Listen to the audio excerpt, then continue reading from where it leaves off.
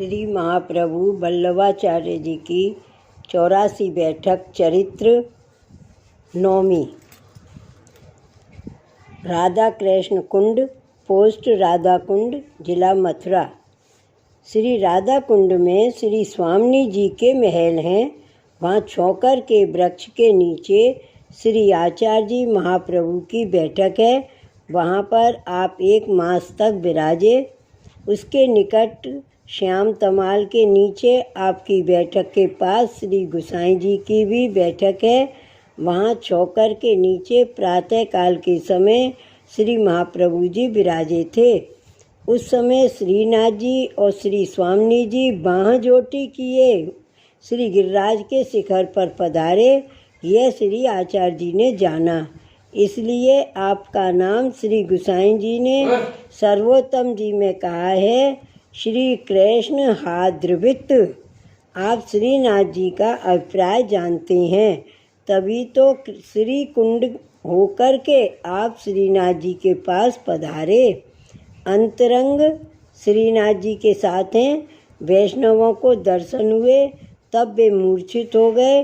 पीछे वहाँ से श्री आचार्य जी आप तीसरे दिन पधारे।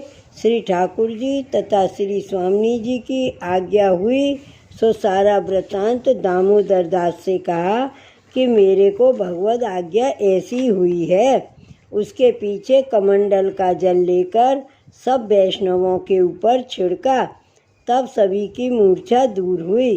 पश्चात श्री आचार्य जी महाप्रभु आप श्री राधा कुंड, कृष्ण कुंड और 8 दिशाओं में जो 8 सखियों के 8 कुंड हैं, उनमें एक कुंड श्री स्वामी जी ने तथा एक कुंड श्री ठाकुर जी ने खोदा है, बनाया है। कृष्ण कुंड है, उसको तो श्री ठाकुर जी ने वेणु से खोदा है, और राधा कुंड है, उसको श्री स्वामी जी ने नखों से खोदा। उसमें असाधारण जल हुआ। उसके भीतर श्री स्वामी जी का निकुंज द्वारा रतन जटित महल है। वहाँ सदैव आप श्री स्वामी जी रमण करती हैं।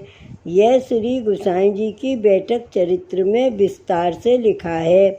और 8 दिशाओं में जो 8 सखियों के कुंड हैं, उनके नाम इस प्रकार बताए गए हैं।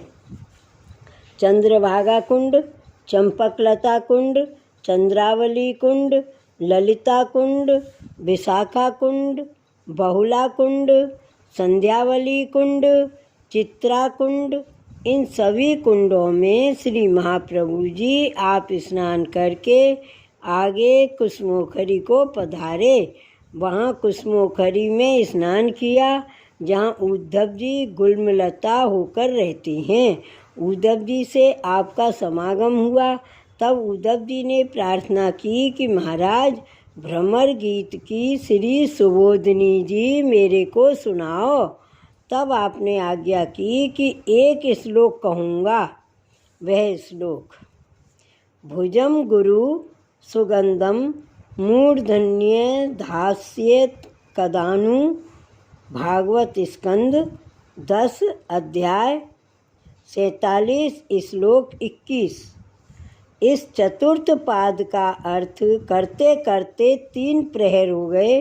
वहाँ तक आप खड़े ही रहे, शरीर का कुछ भी अनुसंधान नहीं रहा।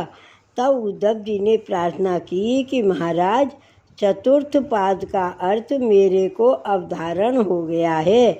तब आपने आज्ञा की कि हमने तो एक श्लोक का संकल्प किया है, उतना कहेंगे। तुम जितना धारण कर सको उतना करो। आपने 12 प्रहर में एक श्लोक का अर्थ कहा। तब तक सभी भगवदियों को महा आनंद हुआ। भूख प्यास की कुछ भी बाधा नहीं हुई। इसके पश्चात आप नारद कुंड में स्नान कर, ग्वाल पोखर में स्नान करके, मानसी गंगा चक्र तीर्थ के नीचे आकर के विराजे। यह चरित्र श्री राधा कुंड की बैठक में प्रकट किया। श्री वल्लभाधीश की जय। श्री गोकुलनाथ की जय। जय जय श्री गोकुलेश, जय जय श्री गोकुलेश।